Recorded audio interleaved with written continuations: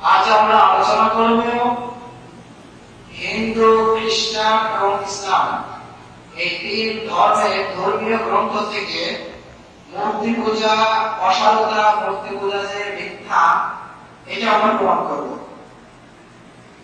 আল্লাহ তাআলা আমাদেরকে তৌফিক দান করুন, সকলে বলি আমিন। যেহেতু আগামী 26 তারিখে শারদীয় দুর্গা পূজা আমরা জানি পালিত হবে বিশ্বব্যাপী। এই দুর্গা পূজা, মূর্তি পূজা সম্পর্কে সনাতন ধর্মীয় ধর্মগ্রন্থ কি বলে, খ্রিস্টানদের ধর্মীয় গ্রন্থ বাইবেল কি বলে এবং ইসলাম ধর্মীয় গ্রন্থ পবিত্র কোরআন কারীম কি বলে, আমরা সেই বিষয়ে সংক্ষিপ্তভাবে আলোচনা করব। সর্বপ্রথম আমরা আলোচনা করব সনাতন ধর্ম তথা হিন্দু ধর্মের ধর্মীয় গ্রন্থ থেকে উদ্ধৃতি দিয়ে আমরা মূর্তি পূজার অসারতা এবং তাদের ধর্মীয় গ্রন্থে স্রষ্টা বলতে কি বোঝানো হয়েছে এই বিষয়টা আমরা আলোচনা করব। মূর্তি পূজা কোথা থেকে আসলো, কোথা থেকে শুরু হলো, এই বিষয়ে আমরা আপনারা যদি গুগলে সার্চ দেন বা নেটে যদি সার্চ দেন তাহলে বিভিন্ন ধরনের মতামত রয়েছে। বিভিন্ন ধরনের কি আছে মতামত রয়েছে। মূর্তি পূজা কবে আসলো, কোথা থেকে আসলো, এই বিষয়ে বিভিন্ন ধরনের মতামত পাওয়া যায়। নির্দিষ্ট করে কেউ বলতে পারেন নাই যে অমুক দিন থেকে বা অমুকের মাধ্যমে এই মূর্তি পূজা কি হয়েছে, চালু হয়েছে। মূর্তি পূজার উৎপত্তি সম্পর্কে সনাতন ধর্মের একদল পণ্ডিত তারা বলেন বেদে মূর্তি পূজা সম্পর্কে বলা হয়েছে, কিন্তু এটা মিথ্যা কথা। সেটা হলো বেদে মূর্তি পূজার কথা কি পাওয়া যায় না। এ সম্পর্কে যজুর্বেদের 24 আপনারা দেখলে পাবেন যে বেদে মূর্তি পূজা সম্পর্কে কোনো কি তথ্য, কোনো কিছু বলা হয়নি। আরেকটা পণ্ডিত মহোদয় তারা ব্যক্ত করেন যে মূর্তি পূজা প্রবর্তক হলো ভারতীয় অনার্যগণ। তারা দাবি করেন যে মূর্তি পূজা প্রবর্তক এরা হলো ভারতীয় অনার্যগণই সর্বপ্রথম মূর্তি পূজা কি করে, চালু করে। তো এমন অনেক মতামত রয়েছে, বেশ কিছু মতামত আছে, আমরা অনেক বিস্তারিতভাবে যাব না। তো দুইটা আমরা বললাম। এ সম্পর্কে হিন্দু ধর্মের 27 নম্বর পৃষ্ঠা, হিন্দু ধর্ম 27 নম্বর পৃষ্ঠা, এই বইটা যদি আমরা বলি তাহলে আমরা বিস্তারিতভাবে কিছু মতামত ওখানে আছে আমরা দেখতে পাবো। প্রত্যেকটি ধর্মগ্রন্থেই স্রষ্টা এক, অদ্বিতীয়, এই বিষয়টা সাব্যস্ত হয়েছে, এই বিষয়টা আলোচনা এসেছে। আর পূজা অর্চনা এগুলো করতে হবে এক অদ্বিতীয় সত্তা, এক অদ্বিতীয় স্রষ্টা। ধর্মগ্রন্থ এটাই শিক্ষা দেয়। হাতে বানানো কোন মূর্তি বা কোনো কিছু নিজে তৈরি করে নিজেই তার কাছে চাওয়া, নিজেই তার কাছে ছোট হওয়া, এটা কোন ধর্মীয় রীতি না, বা কোন ধর্মই এটা বলে না, বরং এটা ঘৃণিত, এটাই বলে। সুপ্রিয় হাজির, আমরা সর্বপ্রথম যেখান থেকে উদ্ধৃতি দিব এবং সর্বপ্রথম আমরা যেখান থেকে আলোচনা করব সেটা হলো সনাতন ধর্মের প্রধান ধর্মীয় গ্রন্থ হলো বেদ। সনাতন ধর্মের প্রধান ধর্মীয় গ্রন্থ কি? বেদ। এই বেদটা হলো 4 প্রকার। কয় প্রকার? 4 প্রকার। এই 4 প্রকার বেদ হলো ঋগ্বেদ, সামবেদ, অথর্ববেদ এবং যজুর্বেদ। তাহলে 4 প্রকার বেদ কি হলো?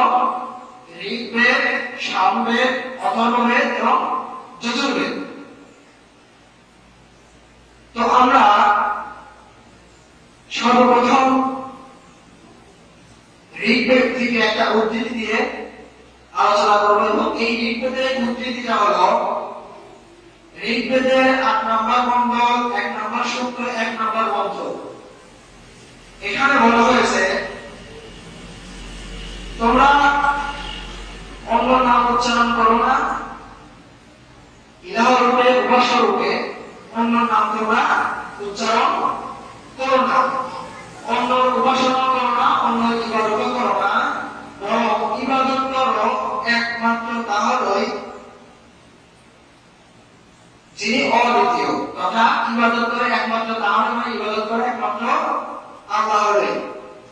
তো আমরা উদ্ধৃতিটা পেশ করি, সেটা হলো ঋগ্বেদের ৮ নম্বর মণ্ডল ১ নম্বর সূক্ত ১ নম্বর মন্ত্র বলা হয়েছে, মা চিদন্নদি সংসদ শাখায় মা বিসন্নত ইন্দ্র মিতস্কৃতা বিশরণ ভগায় সচসুচে মৌরকতা জল সংসদ।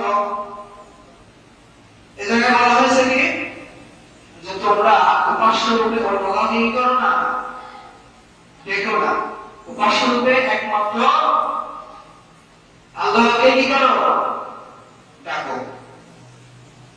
এরকম ভাবে আরো অন্য জায়গায় বলা হয়েছে স্রষ্টা পরিচয় হিসাবে তারা বলা হয়েছে স্রষ্টা, তিনি বিশুদ্ধ স্রষ্টা। স্রষ্টার গুণ হলো যিনি জ্ঞান দান করেছেন, তিনি সকল ক্ষমার অধিকারী, যিনি প্রকৃত শরীর রহিত এবং সকল পাপ থেকে কি করেন, পবিত্র, যিনি এই রূপে অনন্তকাল থাকেন, আছেন এবং থাকবেন। তথা স্রষ্টা হলো কি, বিশুদ্ধ। স্রষ্টা কি, বিশুদ্ধ, যিনি জ্ঞানদাতা, যিনি জ্ঞান দান করেন, যিনি সকল ক্ষমতার অধিকারী, তিনি কি, তিনি হলেন স্রষ্টা। এবং তিনি পূর্বেও যেমন ছিলেন, এখনো তেমন আছেন, ভবিষ্যতেও তেমনই থাকবেন। এই বিষয়ে বলা হয়েছে যজুর্বেদ 40-8। এখানে বলা হয়েছে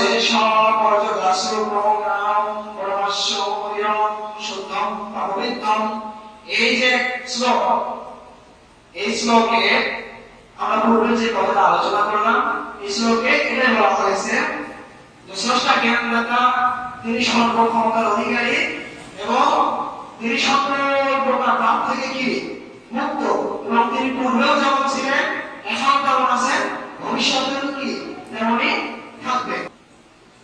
তো স্রষ্টা আমরা দুইটা আলোচনা করলাম।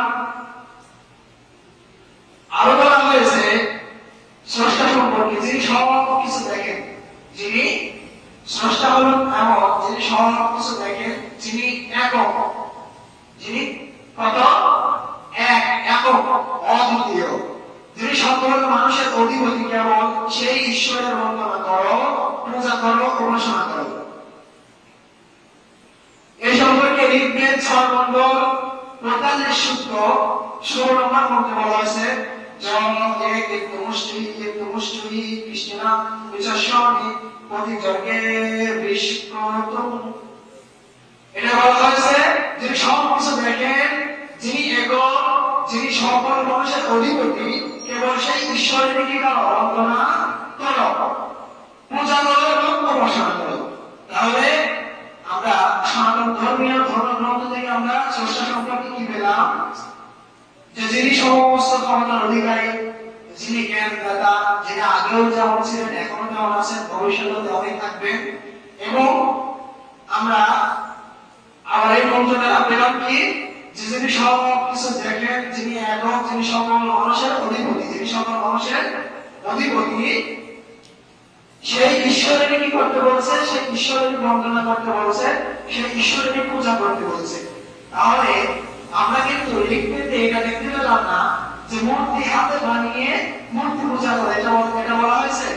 আমরা কি পেলাম, যে এক অদ্বিতীয়, একক, যাকে, যার সমস্ত কর্তৃত্ব, যার সমস্ত কিছু জ্ঞান, সমস্ত জ্ঞানদাতা, যিনি আগেও যেমন ছিলেন, এখনো তেমন আছেন, ভবিষ্যতেও তেমন থাকবেন।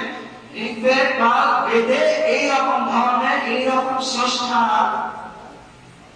উপাসনা করতে বলা হয়েছে। এরপরে স্রষ্টা সম্পর্কে আরো বলা হয়েছে একমেবা দ্বিতীয়ম, স্রষ্টা এক ও অদ্বিতীয়। স্রষ্টা সম্পর্কে কি বলা হয়েছে? একমেবা দ্বিতীয়ম, স্রষ্টা এক এবং অদ্বিতীয়, যার কোনো শরীক, যার সমকক্ষ কেউ নেই। এরপরে স্রষ্টা এক এবং অদ্বিতীয় এরকম বিষয়ে আরো অনেক জায়গায় বলা হয়েছে। উপনিষদ 2 নম্বর মণ্ডল 1 নম্বর সূত্র 11 নম্বর মন্ত্রে বলা হয়েছে মনসো বেগুণোত্তরং ইহ নাস্তিকিং জ মৃতশঃ মৃত্যুং গচ্ছতি জ ইহ নাপশ্যতি। এখানে বলা হয়েছে স্রষ্টা এক ও অদ্বিতীয়। স্রষ্টা কি? এক এবং অদ্বিতীয়। প্রকৃত স্রষ্টা উপাস্য হলেন যিনি সমস্ত কিছু দেখেন, জানেন এবং সবকিছু একক স্রষ্টা, তার মহিমা অনন্ত অসীম। এরপরে শ্বেতাশ্বতর উপনিষদ 3:10 এখানে বলা হয়েছে তত জগত্তরতম তদরূপমানময়ং ভবন্ত তেতরে দুঃখমেবা নিযুক্তি। এখানে বলা হয়েছে স্রষ্টা এক এবং অদ্বিতীয়, যিনি জগতের সবকিছু স্রষ্টা, প্রথমেও ছিলেন এবং শেষেও থাকবেন।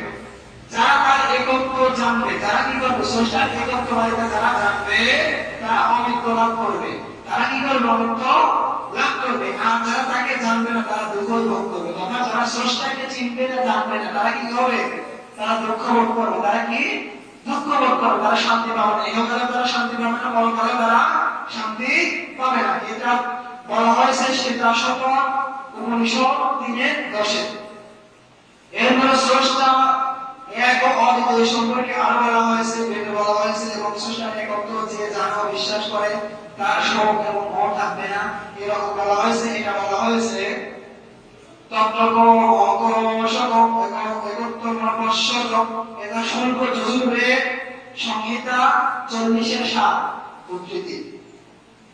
এরপর স্রষ্টা এক ও অদ্বিতীয় সম্পর্কে আরো বলা হয়েছে শ্বেতাশ্বতর উপনিষদ 6:11 এখানে বলা হয়েছে একদেব সর্বদেশ সর্বব্যাপী সর্বভূতান্তরাত্মা।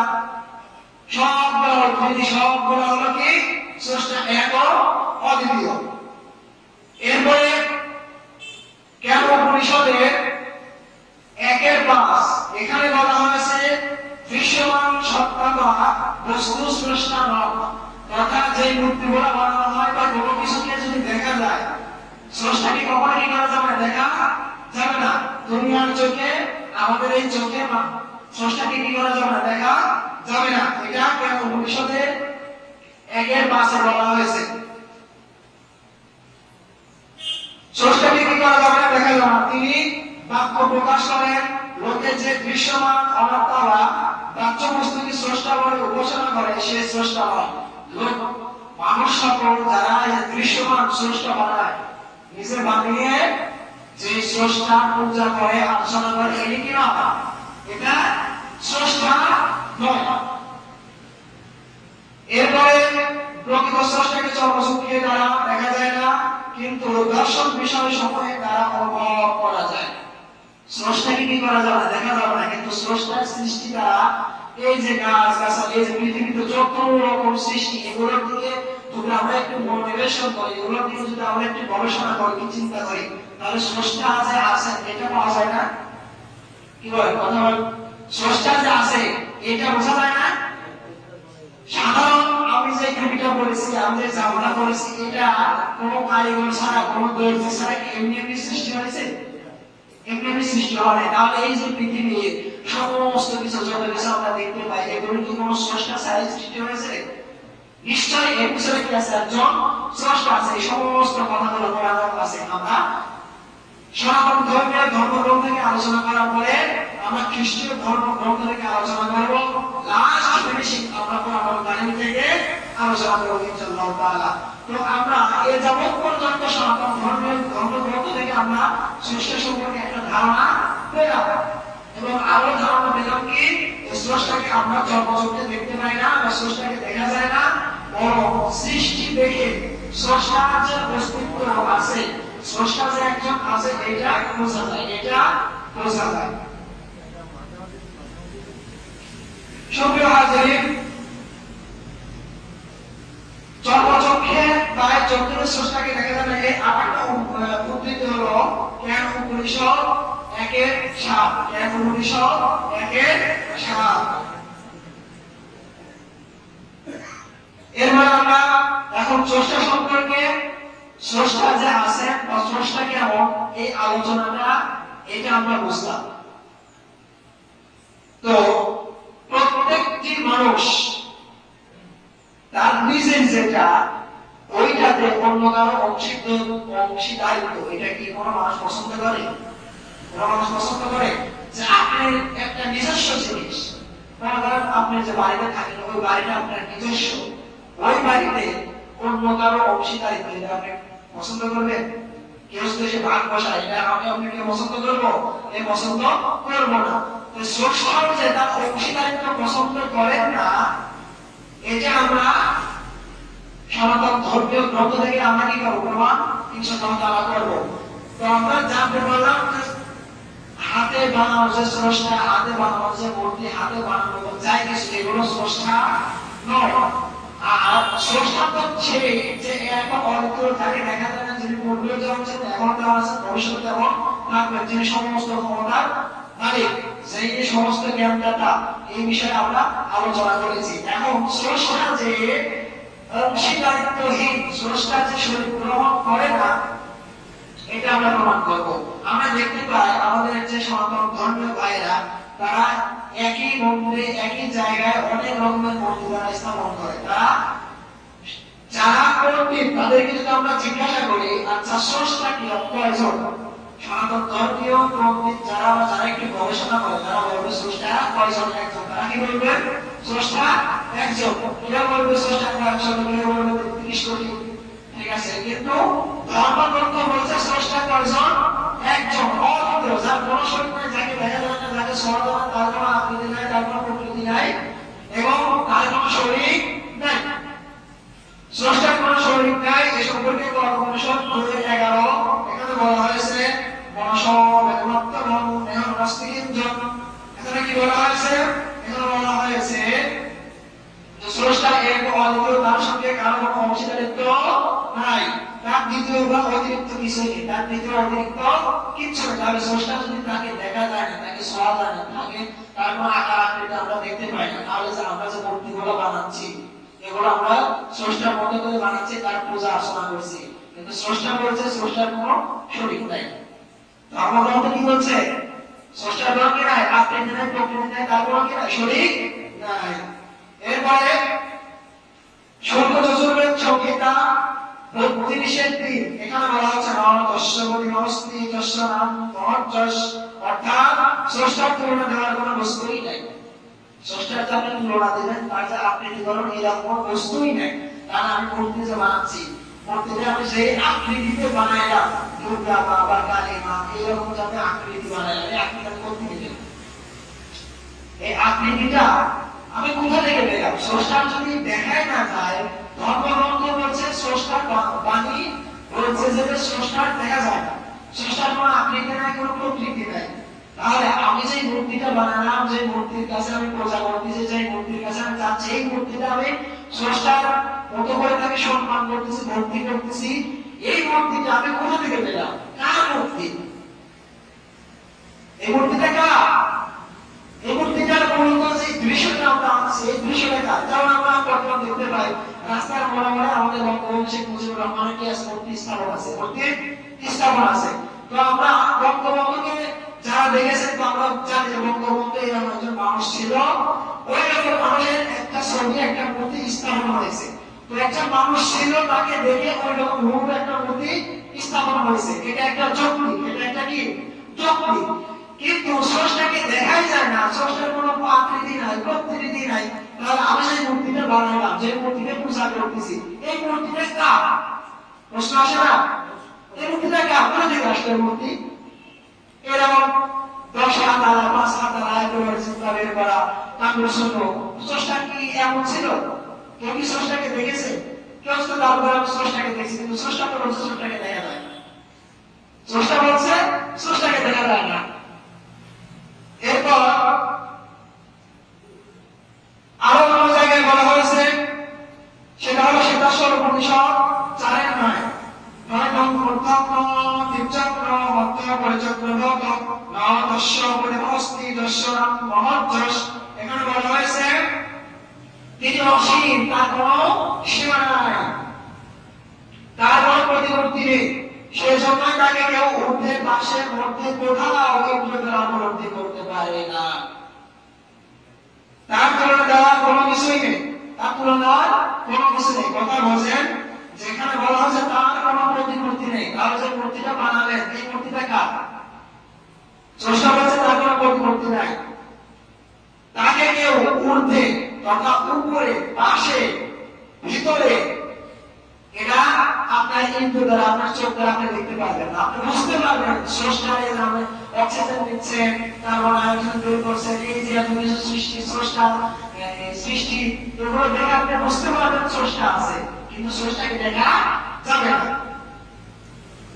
তো সংক্ষিপ্তভাবে আলোচনা করলাম এতক্ষণ দুইটা। একটা হলো স্রষ্টা কি, এই স্রষ্টা আমরা আলোচনা করলাম যে স্রষ্টা এক, অদ্বিতীয়, তাকে দেখা যায় না, তাকে ছোঁয়া যায় না, তিনি আগেও যেমন ছিলেন এখনো তেমন, তিনি সমস্ত ক্ষমতার অধিকারী। এরপরে দ্বিতীয় নম্বর আমরা আলোচনা করলাম স্রষ্টা তো আছে, তিনি এক, অদ্বিতীয়, এই স্রষ্টার কোন অংশীদারিত্ব নেই, স্রষ্টার কোন প্রতিমূর্তি নেই, স্রষ্টার কি নাই, কোন প্রতিমূর্তি নাই, স্রষ্টার সাদৃশ্য কিচ্ছু নাই। এরপরে আমরা ধর্মগ্রন্থে আলোচনা করবো, ধর্মগ্রন্থ দিয়েই আমরা প্রমাণ করার চেষ্টা করবো ইনশাআল্লাহ তাআলা যে আমরা যে এখন মূর্তি পূজা করছি, এই দুইটা আলোচনা দ্বারাই সাব্যস্ত হয়ে গেছে যে মূর্তি পূজা ঠিক না। তারপরে আবারও আমরা কেউ প্রশ্ন করতে পারে যে মূর্তি পূজা নাই, মূর্তি পূজা অসারতা, মূর্তি পূজা যে মিথ্যা, আমরা যে মূর্তি বানাচ্ছি এটা যে মিথ্যা, এটা আপনি কিভাবে প্রমাণ করলেন বা এটা আপনি কোথা থেকে বললেন? তো আপনার এই প্রশ্নের উত্তরে আপনার ধর্মীয় গ্রন্থ থেকেই ইনশাআল্লাহ প্রমাণ করব। প্রথম নম্বরে আমরা যেটা উদ্ধৃতি দিব, প্রথম নম্বরের যে উদ্ধৃতি দেব তার তথ্যসূত্র হলো শ্বেতাশ্বর উপনিষদ 4:19, শ্বেতাশ্বর উপনিষদ 4:19।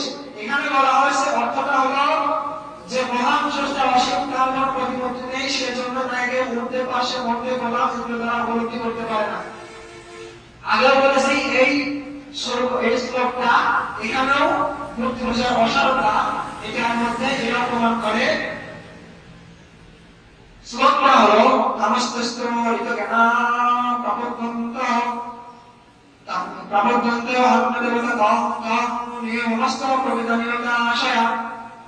এটা হলো শ্রীগীতা 7:20। এখানে বলা হয়েছে স্রষ্টার মূর্তি নাই, স্রষ্টার কি নাই, মূর্তি নাই। তাহলে মূর্তি পূজা কিভাবে থাকবে? এই শ্লোকের মধ্যে বলা হচ্ছে স্রষ্টার কি নাই, মূর্তি নাই। স্রষ্টার যদি মূর্তি না থাকে তাহলে যে মূর্তিটা বানানো হয় এই মূর্তি পূজা কিভাবে সম্ভব, কিভাবে করা যায়? এবং এটার মধ্যে এটাই বলা হচ্ছে যে যাদের বিবেক বুদ্ধি নষ্ট হয়ে গেছে, বিবেক বুদ্ধি যাদের নষ্ট হয় তাদেরকে কি বলে, কি বলে? হ্যাঁ, আপনারা কিন্তু বলছেন বাংলা, আমি কিন্তু বলি নাই। ধর্মগ্রন্থ বলছে কামস্তস্ত ঋতজ্ঞানা, যার কি হয়েছে, বিবেক বুদ্ধি নষ্ট হয়ে গেছে। তার কি হয়েছে? বিবেক বুদ্ধি নষ্ট হয়ে গেছে। প্রবর্তন্ত হত্মদেবতা তং তং নিয়মস্ত আটকতা নিয়মদাসা। এখানে বলা হচ্ছে যার বিবেক বুদ্ধি নষ্ট হয়ে গেছে তারাই মূর্তি পূজা করে। তবে ধর্মগ্রন্থ বলছে স্রষ্টার কোনো আকৃতি নাই, স্রষ্টা বলছে না স্রষ্টার কোনো মূর্তি নাই। এরপরেও যারা মূর্তি বানায়, মূর্তি পূজা করে, আবার ধর্মগ্রন্থ তাদের সম্পর্কে বলতেছে যে যাদের কি হয়েছে, মাথার স্মৃতি হয়, যাদের জ্ঞান বুদ্ধি নাই, যারা পাগল, ওরাই মূর্তি পূজা করে। কারণ স্রষ্টার কথা যদি নাই ভালো তো পাগল। এরপরে সংখ্য চতুর্বেদ সংহিতা 40:9 এখানে বলা হচ্ছে অন্ধ তম ভবিষ্যন্তি জয়সাং ভূতি মোপস্তে তত ভৈব এগোতে তমজ সম্পূর্ণাং মুরাতা। এখানে বলা হচ্ছে অন্ধকারে প্রবেশ করবে তারা যারা প্রকৃতির পূজা করে। প্রবেশ করবে তারা যারা প্রকৃতির পূজা করে। প্রকৃতি কি? আগুন, পানি, বাতাস, যারা এগুলো পূজা করে তারা কি করবে? অন্ধকারে প্রবেশ করবে। অন্ধকার বলতে কি? এখন নরক বোঝানো হয়েছে। অন্ধকার বলতে কি বোঝানো হয়েছে? নরক বোঝানো হয়েছে। তথা যারা আগুনের পূজা করবে, পানির পূজা করবে, বাতাসের পূজা করবে, প্রকৃতি বলতে সৃষ্টি, প্রকৃতির মধ্যে এক কথায় পৃথিবীর যত সৃষ্টি আছে এই সৃষ্টির পূজা যারা করবে তারা কি করবে? অন্ধকারে প্রবেশ করবে। এটা বলতেছে সূরা যুজুরের সংখ্যাটা 40-9। এবং আরো অন্ধকারে প্রবেশ করবে, আর তার থেকেও কঠিন অন্ধকারে প্রবেশ করবে তারা যারা সম্ভূতি পূজা করে। তারা কি করে? সম্ভূতির পূজা করে। সম্ভূতি বলতে বোঝানো হয়েছে মানুষের হাতে তৈরি বস্তু, তথা যারা মানুষের হাত দিয়ে নিজে বানাইলেন, নিজে বানায়া ওইটার পূজা করলেন, তারা আরো কঠিন অন্ধকারে কি করবে? প্রবেশ করবে। তো আমরা সনাতন ধর্মীয় ধর্মগ্রন্থ থেকে আমরা তিনটা বিষয় আলোচনা করলাম। একটা, আমরা স্রষ্টা কি এটা আমরা আলোচনা করলাম। এখান থেকে আমরা পাইলাম স্রষ্টা এক, অদ্বিতীয়, তার কোনো শরীক নাই, তাকে দেখা যায় না, তার কোনো প্রতিপত্তি নাই। 3 নম্বর আমরা আলোচনা করেছি স্রষ্টার কোনো অংশীদারিত্ব নাই, স্রষ্টার কোনো ছবি নাই, স্রষ্টার কোনো মূর্তি নাই, স্রষ্টা এক, অদ্বিতীয়। 3 নম্বরে আমরা মূর্তি পূজার অসারতা, মূর্তি পূজা যে মিথ্যা, এটা আমরা ধর্মগ্রন্থ থেকে আলোচনা করেছি। আমরা পেয়েছি যে ধর্মগ্রন্থ বলছে যাদের মূর্তি নষ্ট হয়ে গেছে ওরা মূর্তি পূজা করে, এবং ধর্মগ্রন্থ আরো বলছে ওরা অন্ধকারে প্রবেশ করবে যারা প্রকৃতির পূজা করবে। প্রকৃতি বলতে যা কিছু সৃষ্টি, সমস্ত কিছু প্রকৃতি, এই প্রকৃতির পূজা যারা করবে তাদের আগুন, পানি, বাতাস, এগুলো আরো গাছ, তুলসী গাছ, আরো অনেক কিছু আছে, এগুলো যারা পূজা করবে তারা অন্ধকারে প্রবেশ করবে। অন্ধকার বলতে নরক বোঝানো হয়েছে, তারা নরক প্রবেশ করবে। ধর্মগ্রন্থ আরো বলছে যে আরো বেশি কঠিন অন্ধকারে প্রবেশ করবে তারা যারা সম্প্রতি পূজা করে। সম্প্রতি বলতে বোঝানো হয়েছে নিজে কিছু বানায় তার পূজা করা। যারা নিজে কিছু বানিয়ে তার পূজা করবে তারা আরো বেশি অন্ধকারে প্রবেশ করবে। তো আমরা সনাতন ধর্মের ধর্মীয় গ্রন্থ থেকে এই তিনটা বিষয় কি করেছি? আমরা আলোচনা করেছি। এখন আমরা আলোচনা করব খ্রিস্ট ধর্ম থেকে। আমরা আলোচনা করবো কোথা থেকে? খ্রিস্ট ধর্ম থেকে। আমাদেরকে মুখে মুখে শুধু উদ্ধৃতি দেবো না, খ্রিস্ট ধর্মের ধর্মীয় গ্রন্থ আমি নিয়ে এসেছি। খ্রিস্ট ধর্মের ধর্মীয় গ্রন্থ থেকে বের করে পড়ে আমাদেরকে বলা হবে ইনশাআল্লাহ। তো খ্রিস্ট ধর্মের ধর্মীয় গ্রন্থ আমরা জানি খ্রিস্টানদের যারা ঈসা মসিহ হয়ে অনুসরণ করে তাদের ধর্মীয় গ্রন্থ হল ইনজিল। তাদের ধর্মীয় গ্রন্থ কি? ইনজিল। এই ইনজিলে এখন বর্তমানে একটা আল্লাহর কথা নাই, সমস্ত কিছু বিকৃত হয়ে গেছে। এত কিছু বিকৃত হয়ে যাওয়ার পর সবকিছু মিথ্যা তারা লেখার পরেও আল্লাহ তাআলা যে এক, আল্লাহ তাআলা যে অদ্বিতীয়, এটা এখন বিরাজমান করে। সুবহানাল্লাহ। এত কাজ করছে তারপরে ওরা এটা প্রমাণ করতে পারে না যে যীশু খ্রিস্টের মা এবং আল্লাহ তাআলা এই তিনজনই স্রষ্টা, এটা ওরা প্রমাণ এখনো কি করতে পারে নাই। এখন আল্লাহ তাআলার যতই কাজ করুক, এখন এর ভিতরে ওদের অজান্তেই রয়ে গেছে যে স্রষ্টা এক, অদ্বিতীয়। তো আমরা সর্বপ্রথম, যেহেতু খ্রিস্টানরা খুব চালাক, ওরা ধর্ম প্রচার করার জন্য ওরা বাইবেল বানাইছে। বাইবেলের মধ্যে তাওরাত, জবুর, ইনজিল এই তিনটা গ্রন্থ আছে। তাওরাত, জবুর, ইনজিল এই তিনটা গ্রন্থ কি বাইবেলের মধ্যে আছে। বাইবেলটা হলো এটা। এই বাইবেলের ভিতরে কি আছে? তাওরাত আছে, জবুর আছে, ইনজিল আছে। তো আমরা সর্বপ্রথম এই বাইবেল থেকে আমরা কি করব? আলোচনা করব। এরপরে আমরা আলোচনা করব কিতাবুল মুকাদ্দাস থেকে। কিতাবুল মুকাদ্দাস আর এইটা, এই দুইটার মধ্যে কোনো পার্থক্য নাই। এই দুইটার মধ্যে কি নাই? কোনো পার্থক্য নাই। শুধু এটা নাম দিয়েছে আরবি নাম, আর এটা পবিত্র বাইবেল। কারণ আপনারা সাধারণ মানুষ, আপনাদের কাছে যদি নিয়ে আসা হয় বাইবেল বড়, ওকে আগে পড়া শুরু করে দেবো, হ্যাঁ, যে আমাদের খ্রিস্টান বানানোর জন্য নিয়ে আসছিস নাকি? কিন্তু আপনার কাছে যদি এটা নেন যে গেট আপ মনে হবে কোরআন শরীফ, ইসলামিক ফাউন্ডেশনের আর নাম আছে কিতাবুল মুকাদ্দাস এবং নবীদের কাহিনী। তো আপনাকে মুসলমানদেরকে দাওয়াত দেওয়ার জন্য, মুসলমানদেরকে খ্রিস্টান বানানোর জন্য তারা এটা বানাইছে। মূলত এই বাইবেল আর এই কিতাবুল মুকাদ্দাস এই দুটোর মধ্যে কি নাই? কোনো পার্থক্য নাই। এই বাইবেলের মধ্যে যা আছে এই কিতাবুল মুকাদ্দাসের মধ্যে তাই আছে। বাইবেলের মধ্যে দেওয়া আছে গড, কিতাবুল মুকাদ্দাসে শুধু এটা পরিবর্তন হয়েছে আল্লাহ। বাইবেলের মধ্যে আছে যীশু খ্রিস্ট খ্রিস্ট, এখানে আছে হলো ঈসা আলাইহিস সালাতু ওয়াস সালাম। ওরা এরকম সুকৌশলে এটা বানাইছে। তো আমাদের কাছে যেহেতু দুইটাই আছে, ইনজিল শরীফ আমার রুমে আছে, তো ওটা নিয়ে আসি না, সময় চলে গেল। তো আমরা সর্বপ্রথম মূর্তি পূজার অসারতা এই সম্পর্কে, মূর্তি পূজার নিষেধ আমরা সনাতন ধর্ম থেকে আলোচনা করেছি। এখন আমরা খ্রিস্ট ধর্মের ধর্মের গ্রন্থ বাইবেল থেকে আমরা কি করব, আলোচনা করব। বাইবেলের যাত্রা পুস্তক 34 পদের 34 অধ্যায়ের 13 পদ আমরা দেখি ওখানে কি বলা হয়েছে।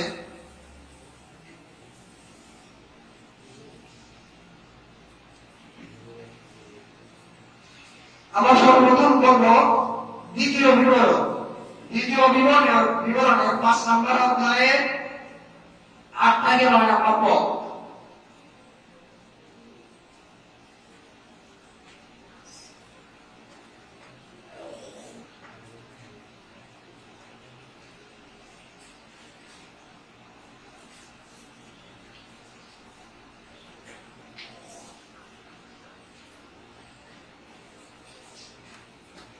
তো দ্বিতীয় বিবরণের 8 থেকে 5 নম্বর অধ্যায়ে 8 থেকে 9 নম্বর পদ আমরা পেয়েছি। এখান থেকে হুবহু আমরা করব। এখানে বলা হয়েছে, তুমি তোমার জন্য খোদিত প্রতিমা নির্মাণ করিও না। তুমি তোমার জন্য খোদিত প্রতিমা নির্মাণ করিও না, বাইবেল তাই বলছে। পরিস্থিতি সবাইকে নিচস্থ পৃথিবীতে ও পৃথিবী নিচস্থ জলে যাহা যাহা আছে তাদের কোন মূর্তি নির্মাণ করিও না। বাইবেলের দ্বিতীয় বিবরণের 5 নম্বর অধ্যায়ের 8 নম্বর পদ। এখানে বলা হচ্ছে স্পষ্টভাবে, তুমি তোমার জন্য খোদিত প্রতিমা নির্মাণ করিও না। প্রতিমা মানে কি? মূর্তি। বাইবেল স্পষ্টভাবে বলছে তুমি কি করো না, তোমাদের জন্য যে মনে করো যে প্রতিমা নির্মাণ করতে পারে তাকে প্রভু মানতেছ, এরকম কি করো না, প্রতিমা নির্মাণ করিও না। বরং পৃথিবীতে জলে জমিতে পানিতে যা কিছু আছে এরকম কোনো কিছু কি করো না, কোনো কিছু প্রতিমা নির্মাণ করিও না। এটা দ্বিতীয় বিবরণের 5 নম্বর অধ্যায় 8 থেকে 9 নম্বর। দ্বিতীয় বিবরণে 4 নম্বর অধ্যায়ের 23 নম্বর পদ। দ্বিতীয় বিবরণ 4 নম্বর অধ্যায়ের 23 নম্বর পদ। এখানে বলা হচ্ছে, তোমরা আপনাদের বিষয়ে সাবধান থাকিও। তোমাদের ঈশ্বর সর্বপ্রভু তোমাদের সহিত যে নিয়ম স্থির করিয়াছে তাহা ভুলিয়া যাইও না। কোন বস্তুর মূর্তি বিশিষ্ট খোদিত প্রতিমা নির্মাণ করিও না, উহা তোমার ঈশ্বর সর্বপ্রভু নিষিদ্ধ। বাইবেল বলছে কি, তো তোমরা কোন তোমার প্রভুকে মনে করে সাদৃশ্য কোন প্রতিমা নির্মাণ করিও না। বাইবেল স্পষ্ট ভাবে নিষেধ করছে। এই বিষয়ে আরো উদ্ধৃতি আছে বাইবেলের দ্বিতীয় বিবরণী 6 নম্বর অধ্যায় 8 নম্বর পদ, 4 নম্বর অধ্যায় 30 নম্বর পদ, 4 নম্বর অধ্যায় 28 নম্বর পদ এবং যাত্রা পুস্তক 34 নম্বর অধ্যায় 13 নম্বর পদ, যাত্রা পুস্তক 34 নম্বর অধ্যায় 17 নম্বর পদ। এই বিষয়ে বিস্তারিত আছে। এই বাইবেলের যাত্রা পুস্তকের 113 নম্বর পৃষ্ঠা দ্বিতীয় বিবরণের আপনার 226 নম্বর পৃষ্ঠায় পবিত্র বাইবেলের আলোচনা আছে। এরপর আমরা কিতাবুল মুকাদ্দাসে চলে যাই। কিতাবুল আগে বলছি বাইবেল, কিতাবুল মুকাদ্দাস, এই দুইটার মধ্যে কোনো পার্থক্য নাই। তো আমরা কিতাবুল মুকাদ্দাস থেকে লুক অধ্যায় নম্বর 4 পদ নম্বর 8, এখানে এই কি বলা হয়েছে, ঈসা তাকে জবাব দিলেন, পাক কিতাবে লেখা আছে, তুমি তোমার মাবুদ আল্লাহকে ভয় করবে, কেবল তারই ইবাদত করবে। এখানে আমরা যে হিন্দু ধর্মগ্রন্থ থেকে আলোচনা করেছি যে একমাত্র ইবাদত করতে হবে কার, এক অদ্বিতীয় সত্তা। না, হিন্দু ধর্মে সর্বদা আল্লাহর নাম আসে নাই, ওখানে এসেছে এক অদ্বিতীয়, যাকে দেখা যায় না, ছোঁয়া যায় না, প্রতিমূর্তি নাই, এরকম স্রষ্টা কি করতে বলছে, ইবাদত করতে বলছে। বাইবেল আমাদেরকে ঠিক তাই বলছে। বাইবেলের লুক 4 নম্বর অধ্যায়ে 8 নম্বর পদ, এখানে বলছে ঈসা আলাইহিস সালাম, এই ঈসাই এই বাইবেলে আছে হচ্ছে যীশু খ্রিস্ট। এখানে এসে বিচার হয়ে গেছে, ঠিক আছে? তো বলতেছে যে পাক কিতাবে লেখা আছে তুমি তোমার মাবুদ আল্লাহকে ভয় করো এবং তারই ইবাদত করবে। কথা বুঝতে পারছেন? এটা একটা দুটা জিনিসের নাম ভরসা। খ্রিস্টান ধর্ম যারা প্রচার করে যে যীশু খ্রিস্টকে তোমরা মানে আল্লাহ বলে মানো, এটা কিন্তু তার একটা প্রমাণ যে যীশু খ্রিস্ট নিজে বলছে যে তোমরা এক মাবুদ আল্লাহকে আল্লাহ বলে মানো। যীশু খ্রিস্টকে আল্লাহ বলে মানতে এটা যীশু খ্রিস্ট বলে না। তো সবাই সংক্ষিপ্ত প্রিয় হাজিরিন, এই কিতাবুল মুকাদ্দাসে হিজর 20 নম্বর অধ্যায়ের 4 থেকে 5 নম্বর পদ এখানে বিষয়ে আলোচনা আছে এবং এখন করিন্থীয় 8 নম্বর অধ্যায়ের 4 নম্বর পদ পৃষ্ঠা নম্বর 237। এই কিতাবুল মুকাদ্দাসে এই মূর্তি পূজার অসারতা, প্রতিমূর্তি নির্মাণ করতে যে নিষেধ করা হয়েছে, পবিত্র বাইবেলে এই সম্পর্কে কি করা আছে আলোচনা করা আছে। এরপরে আমরা এখন চলে যাব কোরআনুল কারীম। আমরা কোথায় যাব? কোরআনুল কারীম। ইবাদত একমাত্র আল্লাহ তাআলা করতে হবে এই বিষয়ে যেহেতু বেশ কিছু আয়াত আছে, আমরা কিছু আয়াতের পরিচিতি দেই। সূরা বাকারা আয়াত নাম্বার 21, সূরা বাকারা আয়াত নাম্বার 21। আমরা সমান্তর ধর্ম থেকে আলোচনা করেছি ইবাদত একমাত্র করতে হবে এবং স্রষ্টার যে স্রষ্টা অদ্বিতীয়। তো আমরা কোরআন থেকে এই আয়াতকে আমাদের প্রমাণ করতে হবে। দ্বিতীয় নম্বরে আলোচনা করেছি প্রকৃত স্রষ্টার পরিচয়। ধর্মগ্রন্থ থেকে আমরা আলোচনা করেছি প্রকৃত স্রষ্টা যার কোনো শরীর নেই, যাকে দেখা যায় না, ছোঁয়া যায় না, তার কিছু কার্যক্রম আমরা আলোচনা করেছি। তৃতীয় নম্বরে আলোচনা করেছি ধর্মগ্রন্থ থেকে মূর্তি পূজার অসারতা এবং এটা আমরা ঠিক এই তিনটা ধারাবাহিক ব্যবহার কোরআন থেকেও উদ্ধৃতি দেব এবং যদি আমরা কোরআন থেকে বের করে বলতে পারবো না, যেহেতু সময় সংক্ষিপ্ত, সেহেতু আমরা বের করে বলবো এবং বাকি উদ্ধৃতি আমরা বলবো ইনশাআল্লাহ তাআলা। কিন্তু হাজিরানি একমাত্র আল্লাহ তাআলার ইবাদত করতে হবে, একমাত্র ইবাদত করতে হবে কার? আল্লাহ তাআলা। এই সম্পর্কে বলা হয়েছে সূরা বাকারা আয়াত নম্বর 21। একমাত্র ইবাদত করতে হবে আল্লাহ তাআলা। এটা আমরা প্রমাণ করেছি সনাতন ধর্মের ধর্মীয় গ্রন্থ থেকে। বাইবেল থেকে আমরা পড়লাম যে ঈসা মসিহ বলেছে তোমরা ইবাদত করো একমাত্র আল্লাহ। তো দেখি আমাদের কোরআন বিষয়ে কি বলছে। এই বিষয়ে সূরা বাকারা আয়াত নম্বর 21 আল্লাহ তাআলা বলেছেন আউযু বিল্লাহি মিনাশ শাইতানির রাজীম বিসমিল্লাহির রাহমানির রাহিম ইয়া আইয়ুহান নাস আ'বুদু রাব্বাকুম আল্লাযী খালাকাকুম ওয়াল্লাযীনা মিন ক্বাবলিকুম লা'আল্লাকুম তাত্তাকুন। আল্লাহ তাআলা বলেন হে মানুষ তোমরা তোমাদের সেই প্রতিপালকের ইবাদত করো যিনি তোমাদের ও তোমাদের পূর্ববর্তীগণকে সৃষ্টি করিয়াছেন যাহাতে তোমরা মুত্তাকি হইতে পারো। তাহলে আমরা সনাতন ধর্ম, খ্রিস্ট ধর্ম এবং পবিত্র কোরআন ইসলাম ধর্মের গ্রন্থ থেকে আল্লাহ তাআলার একমাত্র ইবাদত যে করতে হবে আল্লাহ তাআলা, এর প্রমাণ আমরা পেয়েছি। এরপরে একমাত্র ইবাদত করতে হবে আল্লাহ তাআলা আমরা একটা বের করে দেখলাম এবং এই বিষয়ে আমরা আরো যদি বলি সূরা আরাফ আয়াত নাম্বার 59, এটা হলো 235 নম্বর পৃষ্ঠায় আছে। এরপর সূরা আরাফের আয়াত নাম্বার 65, এটা 200 এই কোরআনের 236 নম্বর আয়াত পৃষ্ঠায় আছে। এরপরে চতুর্থ নম্বর উদ্ধৃত হলো সূরাতুল হুদ 61 নম্বর আয়াত, এই কোরআনুল কারীমে 344 নম্বর পৃষ্ঠায় আছে।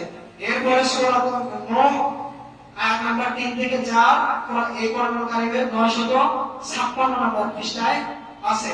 এটা হলো এই উদ্ধৃতিগুলো হলো ইবাদত একমাত্র আল্লাহ তাআলা করতে হবে তার প্রমাণ। এরপর প্রকৃত স্রষ্টার পরিচয় সম্পর্কে কোরআনুল কারীম কি বলে? প্রকৃত স্রষ্টার পরিচয় সম্পর্কে কোরআনুল কারীমের স্বতন্ত্র একটা সূরা আছে, সুবহানাল্লাহ। পবিত্র স্রষ্টার পরিচয় সম্পর্কে আমরা হিন্দু ধর্ম থেকে আলোচনা করেছি, বাইবেল থেকে আলোচনা করেছি, কোরআনুল কারীমে আমরা এসে দেখলাম যে কোরআনুল কারীম স্বতন্ত্র স্রষ্টার পরিচয় সম্পর্কে আলাদা একটা সূরা আছে, সুবহানাল্লাহ। এই সূরাটার নাম কি? সূরাতুল ইখলাস। সূরাতুল ইখলাস। আল্লাহ তাআলা রাসূল সাল্লাল্লাহু আলাইহি ওয়াসাল্লাম বলেছেন কুল হুয়াল্লাহু আহাদ আল্লাহুস সামাদ। বলুন আল্লাহ তাআলা এক, অদ্বিতীয়। এটা আমরা হিন্দু ধর্ম থেকে আলোচনা করেছি না? ওটাও কিন্তু আমরা প্রমাণ করেছি। আমরা কোরআনুল কারীম থেকে পেলাম। তো আপনারা জানেন সূরাতুল ইখলাস আল্লাহ তাআলা স্রষ্টার পরিচয় সম্পর্কে একটা সূরা। এই স্রষ্টার পরিচয় সম্পর্কে সূরাতুল ইখলাস এবং সূরা বাকারা আয়াত নাম্বার 255 আমরা যেটাকে আয়াতুল কুরসি বলি, আল্লাহু আকবার। আয়াতুল কুরসি যদি আপনি গবেষণা করেন আপনার স্রষ্টা সম্পর্কে ধারণা এত সুন্দরভাবে আপনার অন্তরে গেঁথে যাবে যে স্রষ্টা থেকে আপনি এক মুহূর্ত পৃথক থাকতে পারবেন না। আপনার প্রেমিকার প্রতি, আপনার ভালোবাসার মানুষটার প্রতি সমস্ত রকমের ইনফরমেশন পাওয়ার কারণে তার প্রতি যে আপনি একটা অন্তরের ভালোবাসা তৈরি হয়, তাকে কল্পনা ছাড়া আপনি এক মুহূর্ত থাকতে পারেন না। সে কি পছন্দ করে, কি খায়, কি করে, কেমন হাঁটে, কেমন চলে, এরকম কিছু যখন আপনার অন্তরের ভিতরে গেঁথে আছে, সূরাতুল ইখলাস এবং সূরা বাকারার 255 নম্বর আয়াত যদি আপনি পড়েন এবং অর্থ সহকারে বোঝার চেষ্টা করেন, তাহলে স্রষ্টার পরিচয় সম্পর্কে আপনার অন্তরে ঠিক এর থেকেও বেশি মহব্বত তৈরি হয়ে যাবে। সুবহানাল্লাহ। তো আমরা এই বিষয়ে আমরা পেরেছি। এরপরে শরীক করবে, স্রষ্টার সাথে যদি শরীক করা হয়, এটা আমরা হিন্দু ধর্মগ্রন্থ থেকে আলোচনা করেছি যে স্রষ্টার কোনো শরীক করা যাবে না। স্রষ্টার সাথে যে শরীক করবে ওটা শুল্ক জরুরত আমরা আলোচনা করেছি। এখান থেকে যে স্রষ্টার সাথে যে শরীক করবে, যে প্রতিমূর্তি করবে, সে অন্ধকারে প্রবেশ করবে, তার থেকে বেশি অন্ধকারে প্রবেশ করবে যে জায়গাতে মূর্তি বানায়, মূর্তি পূজা করে। এই কথাটাই কোরআন কারিমে আছে। বলি সুবহানাল্লাহ, আল্লাহু আকবার। এই কথাটা কি কোরআন কারিমে বলছে? কোরআন কারিমে সূরা মাইদা আয়াত নম্বর 2, এই কোরআনের 175 নম্বর পৃষ্ঠা। এরপরে সূরা লুকমান আয়াত নম্বর 13 থেকে 14, আয়াত নম্বর 13 থেকে 14। আল্লাহ তাআলার সাথে শিরক করা যাবে না, স্রষ্টার সাথে শিরক করা যাবে না। এর অতিথি এই কোরআন হলো 665 নম্বর পৃষ্ঠা। সুপ্রিয় হাজিরিন,